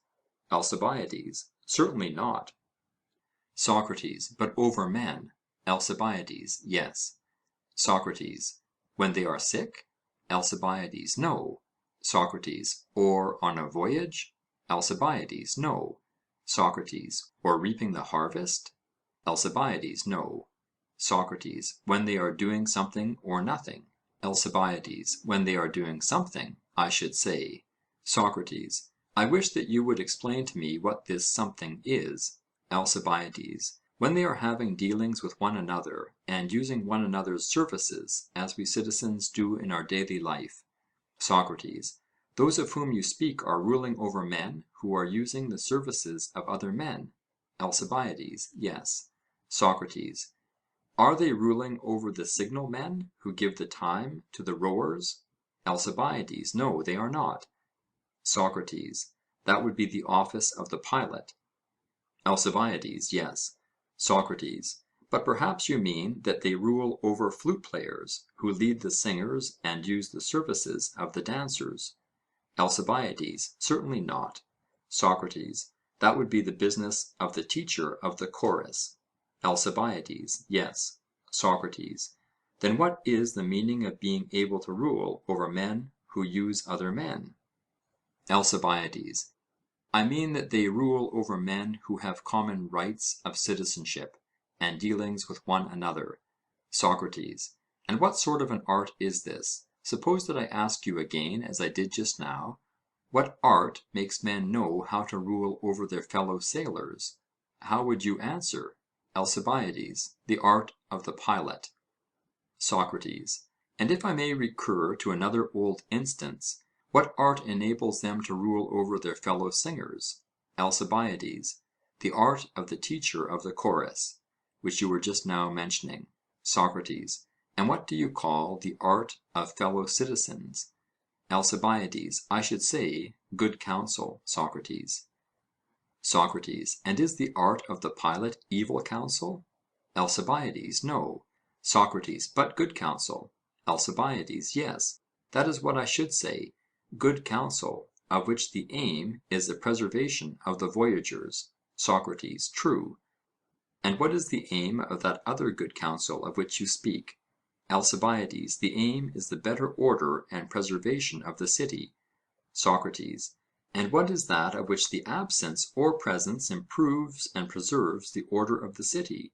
Suppose you were to ask me, what is that of which the presence or absence improves or preserves the order of the body? I should reply, the presence of health and the absence of disease. You would say the same? ALCIBIADES: Yes. SOCRATES: And if you were to ask me the same question about the eyes, I should reply in the same way, the presence of sight and the absence of blindness. Or about the ears I should reply that they were improved and were in better case when deafness was absent and hearing was present in them. ALCIBIADES: True. SOCRATES: And what would you say of a state? What is that by the presence or absence of which the state is improved and better managed and ordered? ALCIBIADES: I should say, Socrates, the presence of friendship and the absence of hatred and division. SOCRATES: And do you mean by friendship agreement or disagreement? ALCIBIADES: Agreement. SOCRATES: What art makes cities agree about numbers? ALCIBIADES: Arithmetic. SOCRATES: And private individuals? ALCIBIADES: The same. SOCRATES: And what art makes each individual agree with himself? ALCIBIADES: The same.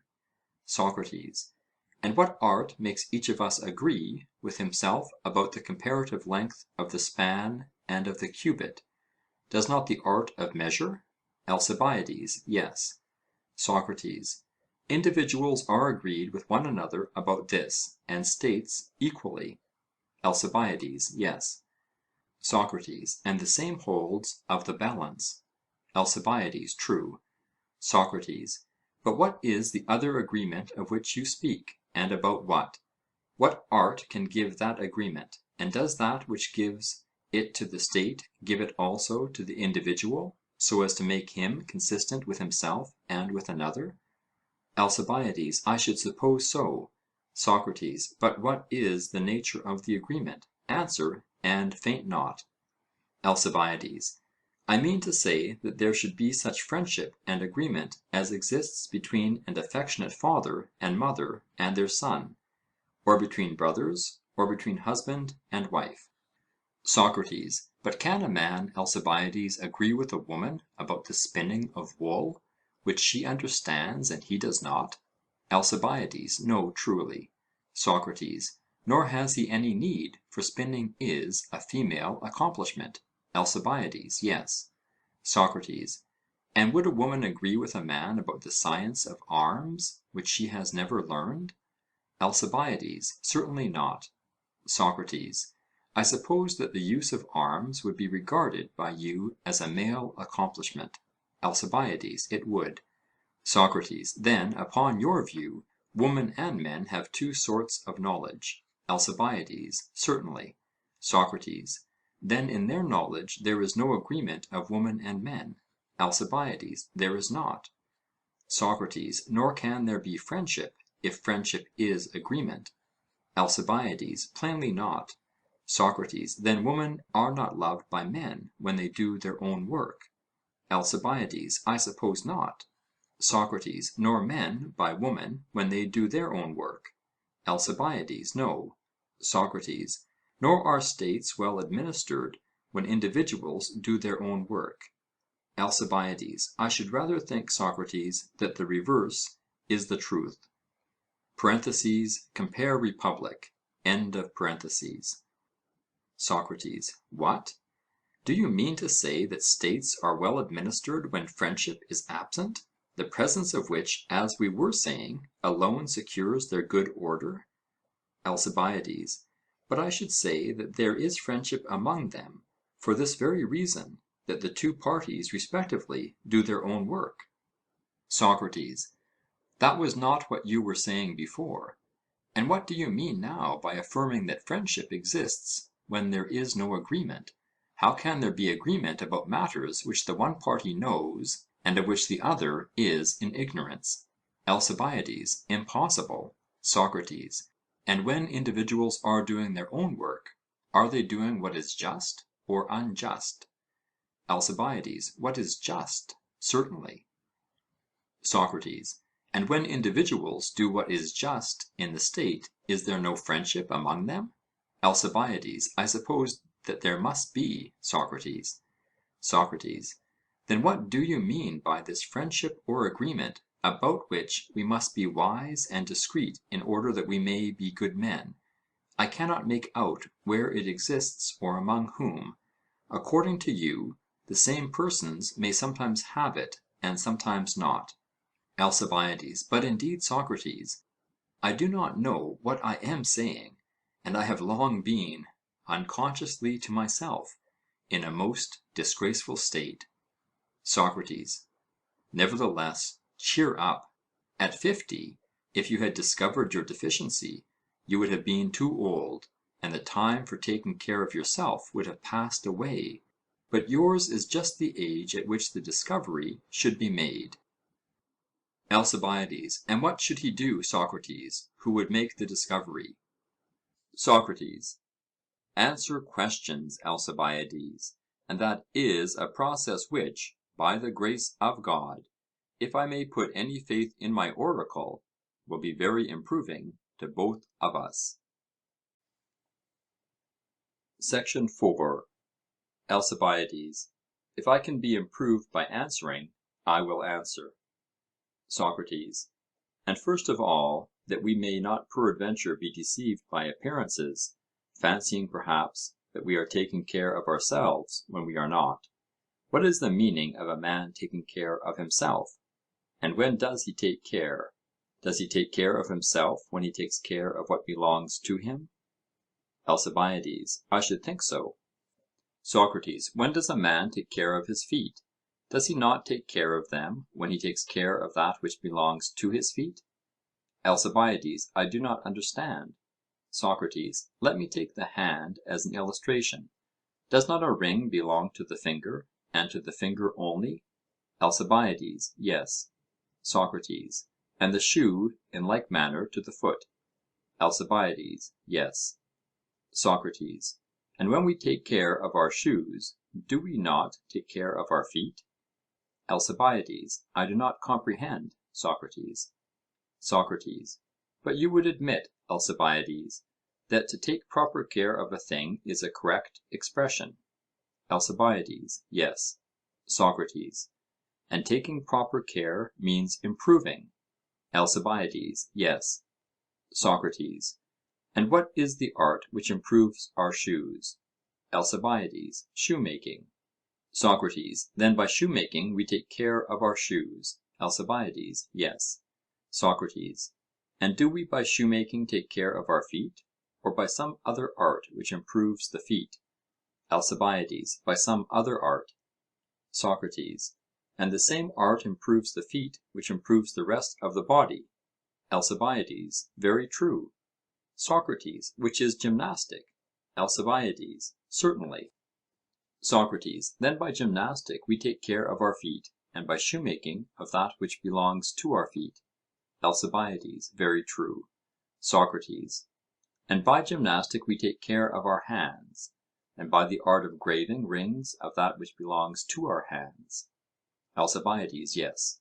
SOCRATES: And by gymnastic we take care of the body, and by the art of weaving and the other arts we take care of the things of the body? ALCIBIADES: Clearly. SOCRATES: Then the art which takes care of each thing is different from that which takes care of the belongings of each thing? ALCIBIADES: True. SOCRATES: Then in taking care of what belongs to you, you do not take care of yourself? ALCIBIADES: Certainly not. SOCRATES: For the art which takes care of our belongings appears not to be the same as that which takes care of ourselves? ALCIBIADES: Clearly not. SOCRATES: And now let me ask you, what is the art with which we take care of ourselves? ALCIBIADES: I cannot say. SOCRATES: At any rate, thus much has been admitted, that the art is not one which makes any of our possessions, but which makes ourselves better? ALCIBIADES: True. SOCRATES: But should we ever have known what art makes a shoe better, if we did not know a shoe? ALCIBIADES: Impossible. SOCRATES: Nor should we know what art makes a ring better, if we did not know a ring? ALCIBIADES: That is true. SOCRATES: And can we ever know what art makes a man better, if we do not know what we are ourselves? ALCIBIADES: Impossible. SOCRATES: And is self-knowledge such an easy thing, and was he to be lightly esteemed who inscribed the text on the temple at Delphi? Or is self-knowledge a difficult thing, which few are able to attain? ALCIBIADES: At times I fancy, Socrates, that anybody can know himself; at other times the task appears to be very difficult. SOCRATES: But whether easy or difficult, Alcibiades, still there is no other way. Knowing what we are, we shall know how to take care of ourselves, and if we are ignorant we shall not know. ALCIBIADES: That is true. SOCRATES: Well, then, let us see in what way the self-existent can be discovered by us; that will give us a chance of discovering our own existence, which otherwise we can never know. ALCIBIADES: You say truly. SOCRATES: Come now, I beseech you, tell me with whom you are conversing; with whom but with me? ALCIBIADES: Yes. SOCRATES: As I am with you? ALCIBIADES: Yes. SOCRATES: That is to say, I, Socrates, am talking? ALCIBIADES: Yes. SOCRATES: And Alcibiades is my hearer? ALCIBIADES: Yes. SOCRATES: And I, in talking, use words? ALCIBIADES: Certainly. SOCRATES: And talking and using words have, I suppose, the same meaning? ALCIBIADES: To be sure. SOCRATES: And the user is not the same as the thing which he uses? ALCIBIADES: What do you mean? SOCRATES: I will explain. The shoemaker, for example, uses a square tool, and a circular tool, and other tools for cutting? ALCIBIADES: Yes. SOCRATES: But the tool is not the same as the cutter and user of the tool? ALCIBIADES: Of course not. SOCRATES: And in the same way the instrument of the harper is to be distinguished from the harper himself? ALCIBIADES: It is. SOCRATES: Now the question which I asked was whether you conceive the user to be always different from that which he uses? ALCIBIADES: I do. SOCRATES: Then what shall we say of the shoemaker? Does he cut with his tools only, or with his hands? ALCIBIADES: With his hands as well. SOCRATES: He uses his hands too? ALCIBIADES: Yes. SOCRATES: And does he use his eyes in cutting leather? ALCIBIADES: He does. SOCRATES: And we admit that the user is not the same with the things which he uses? ALCIBIADES: Yes. SOCRATES: Then the shoemaker and the harper are to be distinguished from the hands and feet which they use? ALCIBIADES: Clearly. SOCRATES: And does not a man use the whole body? ALCIBIADES: Certainly. SOCRATES: And that which uses is different from that which is used? ALCIBIADES: True. SOCRATES: Then a man is not the same as his own body? ALCIBIADES: That is the inference. SOCRATES: What is he then? ALCIBIADES: I cannot say. SOCRATES: Nay, You can say that he is the user of the body. ALCIBIADES: Yes. SOCRATES: And the user of the body is the soul? ALCIBIADES: Yes, the soul. SOCRATES: And the soul rules? ALCIBIADES: Yes. SOCRATES: Let me make an assertion which will, I think, be universally admitted. ALCIBIADES: What is it? SOCRATES: That man is one of three things. ALCIBIADES: What are they? SOCRATES: Soul, body, or both together forming a whole. ALCIBIADES: Certainly. SOCRATES: But did we not say that the actual ruling principle of the body is man? ALCIBIADES: Yes, we did. SOCRATES: And does the body rule over itself? ALCIBIADES: Certainly not.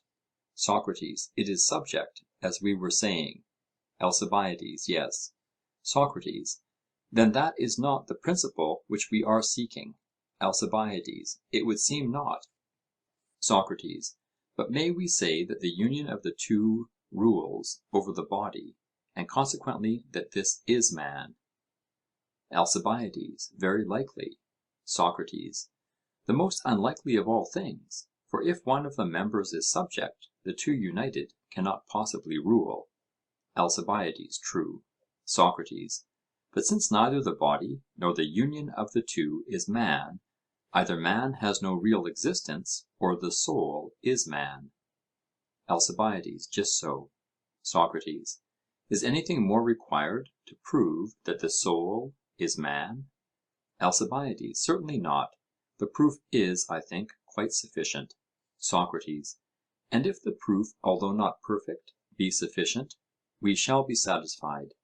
More precise proof will be supplied when we have discovered that which we were led to omit, from a fear that the enquiry would be too much protracted. ALCIBIADES: What was that? SOCRATES: What I meant when I said that absolute existence must be first considered. But now, instead of absolute existence, we have been considering the nature of individual existence, and this may perhaps be sufficient. For surely there is nothing which may be called more properly ourselves than the soul. ALCIBIADES: There is nothing. SOCRATES: Then we may truly conceive that you and I are conversing with one another soul to soul. ALCIBIADES: Very true. SOCRATES: And that is just what I was saying before, that I, Socrates, am not arguing or talking with the face of Alcibiades, but with the real Alcibiades, or in other words, with his soul. ALCIBIADES: True. SOCRATES: Then he who bids a man know himself would have him know his soul? ALCIBIADES: That appears to be true. SOCRATES: He whose knowledge only extends to the body knows the things of a man, and not the man himself? ALCIBIADES: That is true. SOCRATES: Then neither the physician regarded as a physician, nor the trainer regarded as a trainer, knows himself? ALCIBIADES: He does not. SOCRATES: The husbandmen and the other craftsmen are very far from knowing themselves, for they would seem not even to know their own belongings. When regarded in relation to the arts which they practice, they are even further removed from self-knowledge, for they only know the belongings of the body, which minister to the body. ALCIBIADES: That is true. SOCRATES: Then if temperance is the knowledge of self, in respect of his art none of them is temperate? ALCIBIADES: I agree. SOCRATES: And this is the reason why their arts are accounted vulgar, and are not such as a good man would practice? ALCIBIADES: Quite true. SOCRATES: Again, he who cherishes his body cherishes not himself, but what belongs to him? ALCIBIADES: That is true. SOCRATES: But he who cherishes his money cherishes neither himself nor his belongings, but is in a stage yet further removed from himself? ALCIBIADES: I agree. SOCRATES: Then the money maker has really ceased to be occupied with his own concerns? ALCIBIADES: True. SOCRATES: And if any one has fallen in love with the person of Alcibiades, he loves not Alcibiades, but the belongings of Alcibiades? ALCIBIADES: True. SOCRATES: But he who loves your soul is the true lover? ALCIBIADES: That is the necessary inference. Socrates, the lover of the body goes away when the flower of youth fades. Alcibiades, true. Socrates, but he who loves the soul goes not away, as long as the soul follows after virtue. Alcibiades, yes. Socrates, and I am the lover who goes not away, but remains with you, when you are no longer young, and the rest are gone. Alcibiades, yes, Socrates, and therein you do well, and I hope that you will remain. Socrates, then you must try to look your best. Alcibiades, I will. Socrates, the fact is that there is only one lover of Alcibiades the son of Cleinias. There neither is nor ever has been seemingly any other, and he is his darling, Socrates, the son of Sophroniscus and Phaenarete. Alcibiades, true. Socrates, and did you not say that if I had not spoken first, you were on the point of coming to me and enquiring why I only remained? Alcibiades, that is true. Socrates, the reason was that I loved you for your own sake, whereas other men love what belongs to you, and your beauty, which is not you, is fading away, just as your true self is beginning to bloom, and I will never desert you, if you are not spoiled and deformed by the Athenian people. For the danger which I most fear is that you will become a lover of the people and will be spoiled by them. Many a noble Athenian has been ruined in this way, for the Demus of the great-hearted Erechtheus is of a fair countenance, but you should see him naked, wherefore observe the caution which I give you. Alcibiades, what caution? Socrates, practice yourself, sweet friend, in learning what you ought to know, before you enter on politics, and then you will have an antidote which will keep you out of harm's way. Alcibiades, good advice, Socrates, but I wish that you would explain to me in what way I am to take care of myself. Socrates, have we not made an advance? For we are at any rate tolerably well agreed as to what we are, and there is no longer any danger, as we once feared, that we might be taking care not of ourselves, but of something which is not ourselves. Alcibiades, that is true. Socrates, and the next step will be to take care of the soul, and look to that. Alcibiades, certainly. Socrates, leaving the care of our bodies and of our properties to others. Alcibiades, very good. Socrates, but how can we have a perfect knowledge of the things of the soul? For if we know them, then I suppose we shall know ourselves. Can we really be ignorant of the excellent meaning of the Delphian inscription, of which we were just now speaking? Alcibiades, what have you in your thoughts, Socrates? Socrates, I will tell you what I suspect to be the meaning and lesson of that inscription. Let me take an illustration from sight, which I imagine to be the only one suitable to my purpose. Alcibiades, what do you mean? Socrates, consider, if someone were to say to the eye, see thyself, as you might say to a man, know thyself, what is the nature and meaning of this precept? Would not his meaning be, that the eye should look at that in which it would see itself? Alcibiades, clearly. Socrates, and what are the objects in looking at which we see ourselves? Alcibiades, clearly, Socrates, in looking at mirrors and the like. Socrates, very true. And is there not something of the nature of a mirror in our own eyes? Alcibiades, certainly. Socrates, did you ever observe that the face of a person looking into the eye of another is reflected as in a mirror, and in the visual organ which is over against him, and which is called the pupil, there is a sort of image of the person looking? Alcibiades, that is quite true. Socrates, then the eye, looking at another eye, and at that in the eye which is most perfect, and which is the instrument of vision, will there see itself? Alcibiades, that is evident. Socrates, but looking at anything else either in man or in the world, and not to what resembles this, it will not see itself. Alcibiades, very true. Socrates, then if the eye is to see itself, it must look at the eye, and at that part of the eye where sight, which is the virtue of the eye, resides. Alcibiades, true. SOCRATES: And if the soul, my dear Alcibiades, is ever to know herself, must she not look at the soul, and especially at that part of the soul in which her virtue resides, and to any other which is like this? ALCIBIADES: I agree, Socrates. SOCRATES: And do we know of any part of our souls more divine than that which has to do with wisdom and knowledge? ALCIBIADES: There is none. SOCRATES: Then this is that part of the soul which resembles the divine, and he who looks at this and at the whole class of things divine will be most likely to know himself. ALCIBIADES: Clearly. SOCRATES: And self-knowledge we agree to be wisdom? ALCIBIADES: True. SOCRATES: But if we have no self-knowledge and no wisdom, can we ever know our own good and evil? ALCIBIADES: How can we, Socrates?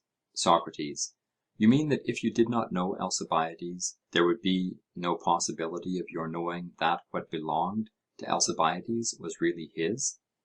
ALCIBIADES: It would be quite impossible. SOCRATES: Nor should we know that we were the persons to whom anything belonged, if we did not know ourselves? ALCIBIADES: How could we? SOCRATES: And if we did not know our own belongings, neither should we know the belongings of our belongings? ALCIBIADES: Clearly not. SOCRATES: Then we were not altogether right in acknowledging just now that a man may know what belongs to him and yet not know himself; nay, rather he cannot even know the belongings of his belongings. For the discernment of the things of self, and of the things which belong to the things of self, appear all to be the business of the same man, and of the same art. ALCIBIADES: So much may be supposed. SOCRATES: And he who knows not the things which belong to himself, will in like manner be ignorant of the things which belong to others? ALCIBIADES: Very true.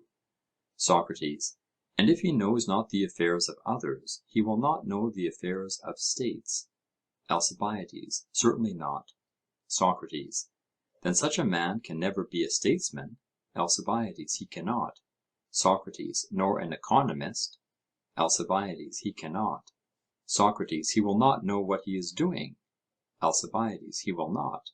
SOCRATES: And will not he who is ignorant fall into error? ALCIBIADES: Assuredly. SOCRATES: And if he falls into error, will he not fail both in his public and private capacity? ALCIBIADES: Yes, indeed. SOCRATES: And failing, will he not be miserable? ALCIBIADES: Very. SOCRATES: And what will become of those for whom he is acting? ALCIBIADES: They will be miserable also. SOCRATES: Then he who is not wise and good cannot be happy? ALCIBIADES: He cannot. SOCRATES: The bad, then, are miserable? ALCIBIADES: Yes, very. SOCRATES: And if so, not he who has riches, but he who has wisdom, is delivered from his misery? ALCIBIADES: Clearly. SOCRATES: Cities then, if they are to be happy, do not want walls or triremes or docks or numbers or size, Alcibiades, without virtue. (Compare Aristotle, Politica.) ALCIBIADES: Indeed they do not. SOCRATES: And you must give the citizens virtue, if you mean to administer their affairs rightly or nobly? ALCIBIADES: Certainly. SOCRATES: But can a man give that which he has not? ALCIBIADES: Impossible. SOCRATES: Then you or any one who means to govern and superintend, not only himself and the things of himself, but the state and the things of the state, must in the first place acquire virtue? ALCIBIADES: That is true. SOCRATES: You have not therefore to obtain power or authority in order to enable you to do what you wish for yourself and the state, but justice and wisdom? ALCIBIADES: Clearly. SOCRATES: You and the state, if you act wisely and justly, will act according to the will of God? ALCIBIADES: Certainly. SOCRATES: As I was saying before, you will look only at what is bright and divine, and act with a view to them? ALCIBIADES: Yes. SOCRATES: In that mirror you will see and know yourselves and your own good. ALCIBIADES: Yes. SOCRATES: And so you will act rightly and well? ALCIBIADES: Yes. SOCRATES: In which case I will be security for your happiness. ALCIBIADES: I accept the security. SOCRATES: But if you act unrighteously, your eye will turn to the dark and godless, and being in darkness and ignorance of yourselves, you will probably do deeds of darkness. ALCIBIADES: Very possibly. SOCRATES: For if a man, my dear Alcibiades, has the power to do what he likes, but has no understanding, what is likely to be the result, either to him as an individual or to the state? For example, if he be sick and is able to do what he likes, not having the mind of a physician, having moreover tyrannical power, and no one daring to reprove him, what will happen to him? Will he not be likely to have his constitution ruined? ALCIBIADES: That is true. SOCRATES: Or again, in a ship, if a man having the power to do what he likes, has no intelligence or skill in navigation, do you see what will happen to him and to his fellow sailors? ALCIBIADES: Yes, I see that they will all perish. SOCRATES: And in like manner in a state, and where there is any power and authority which is wanting in virtue, will not misfortune in like manner ensue? ALCIBIADES: Certainly. SOCRATES: Not tyrannical power, then, my good Alcibiades, should be the aim either of individuals or states, if they would be happy, but virtue. ALCIBIADES: That is true. SOCRATES: And before they have virtue, to be commanded by a superior is better for men as well as for children. (Compare Aristotle, Politica.) ALCIBIADES: That is evident. SOCRATES: And that which is better is also nobler. ALCIBIADES: True. SOCRATES: And what is nobler is more becoming. ALCIBIADES: Certainly. SOCRATES: Then to the bad man slavery is more becoming, because better. ALCIBIADES: True. SOCRATES: Then vice is only suited to a slave. ALCIBIADES: Yes. SOCRATES: And virtue to a free man. ALCIBIADES: Yes. SOCRATES: And, O my friend, is not the condition of a slave to be avoided? ALCIBIADES: Certainly, Socrates. SOCRATES: And are you now conscious of your own state, and do you know whether you are a free man or not? ALCIBIADES: I think that I am very conscious indeed of my own state. SOCRATES: And do you know how to escape out of a state, which I do not even like to name to my beauty? ALCIBIADES: Yes, I do. SOCRATES: How? ALCIBIADES: By your help, Socrates. SOCRATES: That is not well said, Alcibiades. ALCIBIADES: What ought I to have said? SOCRATES: By the help of God. ALCIBIADES: I agree, and I further say that our relations are likely to be reversed. From this day forward I must and will follow you as you have followed me. I will be the disciple, and you shall be my master. SOCRATES: Oh, that is rare. My love breeds another love, and so, like the stork, I shall be cherished by the bird whom I have hatched. ALCIBIADES: Strange, but true. And henceforward I shall begin to think about justice. SOCRATES: And I hope that you will persist, although I have fears, not because I doubt you, but I see the power of the state, which may be too much for both of us. End of Alcibiades I, by Plato. Translated by Benjamin Jowett.